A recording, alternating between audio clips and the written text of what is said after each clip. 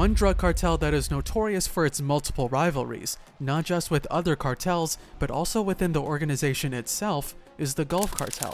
Founded almost a century ago in the 1930s, the Gulf Cartel is probably one of the oldest existing criminal groups in Mexico. During the Prohibition era, when alcohol was illegal in the United States, the Gulf Cartel smuggled alcohol and other illegal items into the country. After the Prohibition era, they continued to smuggle other drugs including cocaine, marijuana, heroin, and meth.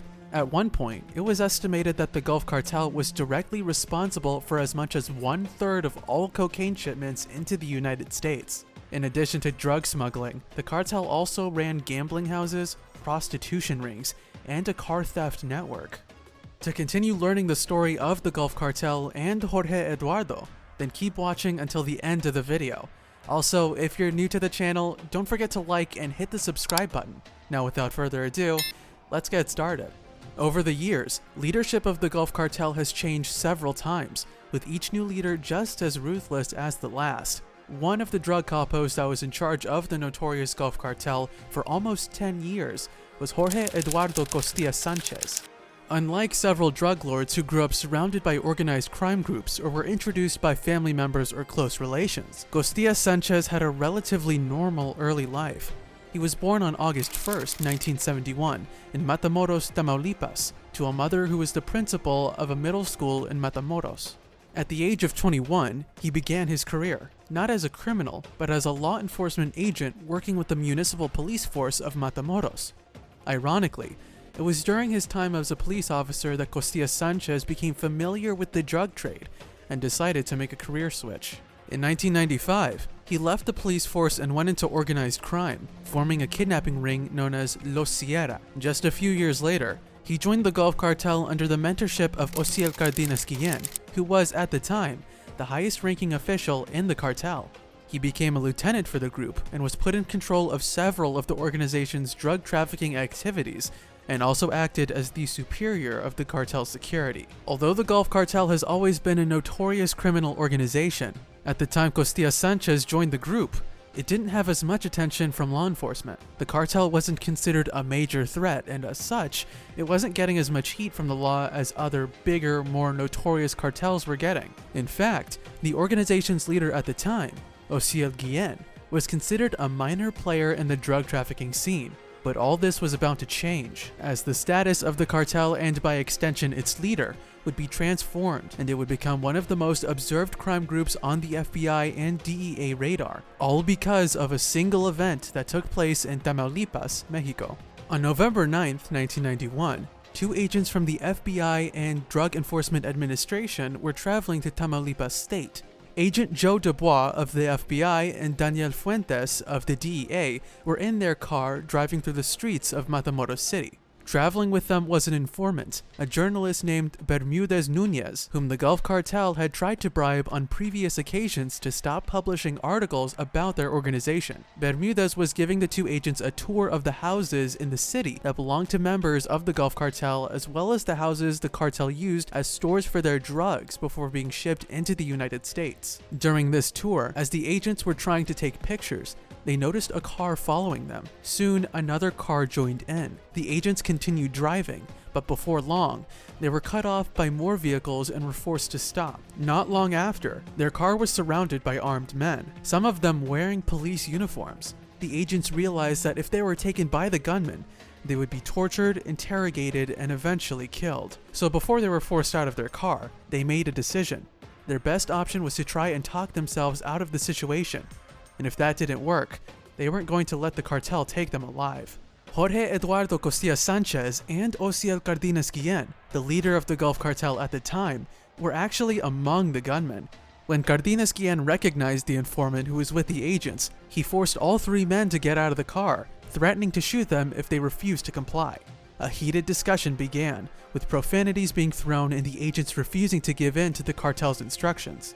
The Gulf Cartel eventually asked the agents to surrender just the informant, but they refused, and when they were about to be killed, the two agents managed to talk themselves out of the situation by telling the cartel's leader that if he killed them, the US government would come at him with full force, and that there was no way he would be able to escape.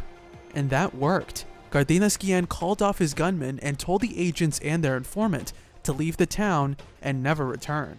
Even though the Gulf Cartel released their captives in order to prevent heat from the US government, it didn't work out for them as they hoped. Immediately after the agents were released, they phoned top government officials from both the US and Mexico. The Gulf Cartel would soon realize they shouldn't have accosted the agents in the first place, because releasing them wasn't enough to prevent a massive response from the governments. This incident earned Costilla Sanchez his first indictment in the United States, and Cardenas Guillen, the cartel's leader, went from being a small speck on the law enforcement radar to earning himself a spot on the FBI and DEA's list of top 10 most wanted criminals, along with a bounty of $2 million being placed on him. Both he and Costilla Sanchez had numerous charges mounted against them by the DEA and FBI, and from that day on, things changed drastically for the Gulf Cartel. When Cardenas Guillen was eventually arrested and extradited to the US, Costilla Sanchez, along with 3 other high-ranking members of the Gulf Cartel, took control as the organization's leaders, but this transfer of power wasn't as smooth as you'd think. Apart from having the United States government as an enemy, Costilla Sanchez also had enemies within the organization itself. Not everyone was on board with him being in control, and there was a power struggle within the Gulf Cartel. This led to an internal rivalry which caused Los Zetas, the mercenary wing of the Gulf Cartel, to break off and become an independent organization. This new group was led by Heriberto Lascano, who was one of the 3 officials leading the Gulf Cartel along with Castillo Sanchez. With Heriberto Lascano gone, Castillo Sanchez, Hector Manuel Sauceda Gamboa, and Antonio Cardenas Guillen, the brother of the cartel's former leader, were the highest-ranking officials in the Gulf Cartel, and together, they controlled the organization's operations. The enmity between Los Zetas and the Gulf Cartel became a bloody one. As rivalries between powerful cartels often go, its effects reached far beyond just the members of the cartels involved and spilled over into communities around. In 2010, Castillo Sanchez made the rivalry even hotter by ordering the assassination of one of Los Zetas' leaders by the name of Victor Peña Mendoza. Victor was asked to switch over to the Gulf Cartel, but he refused. In response, he was beaten and executed. When he heard about this, Miguel Trevino Morales, leader of Los Zetas and close friend of the man who had been killed, sent a message to Castillo Sanchez giving him an ultimatum: hand over the killer or there will be war. Castillo Sanchez ignored the command, and by this singular act, he fanned the flames of the rivalry, causing it to explode into a full-blown war. Northeastern Mexico was by all standards transformed into a battleground. Almost on a daily basis, there were gunfights, decapitations, kidnappings, and other acts of violence, making the region one of the most violent in Mexico, leaving thousands of people killed in the state of Tamaulipas, Nuevo León, and Veracruz. Los Zetas at this point had become so large and powerful that they surpassed the Gulf Cartel, and as a result, were able to take over a lot of the territories that used to be controlled by the initial organization. On November 5th, 2010, Antonio Cardenas Guillen was killed in an 8-hour shootout between his gunmen and soldiers of the Mexican Navy. A year after that, Sauceda was also killed in a shootout involving other drug traffickers and the Mexican Federal Police. With 2 of these drug lords dead, Costilla Sanchez was left in control of the Gulf Cartel, and during his reign, the cartel imported thousands of kilograms of drugs into the United States. In addition to the feud between itself and Los Zetas, the Gulf Cartel was having more issues between 2 internal factions named Los Rojos and Los Metros. Los Rojos were against Costilla Sanchez because he was known for setting up his rivals to be arrested or killed by the government. The disagreement between the 2 factions began to rear its head in 2010, when Castillo Sanchez overlooked Juan Mejia Gonzalez of Los Rojos, who was assigned to a less important territory than Reynosa City in Tamaulipas, which was the territory he initially wanted. Instead, the area was given to Samuel Flores Borrego, who was a member of Los Metros. This sent the message that the Metros were better than the Rojos. Later that same year, which was also the year Antonio Cardenas Guillen was killed, Los Rojos believed that it was Costilla Sanchez along with the Metros that had set Antonio up.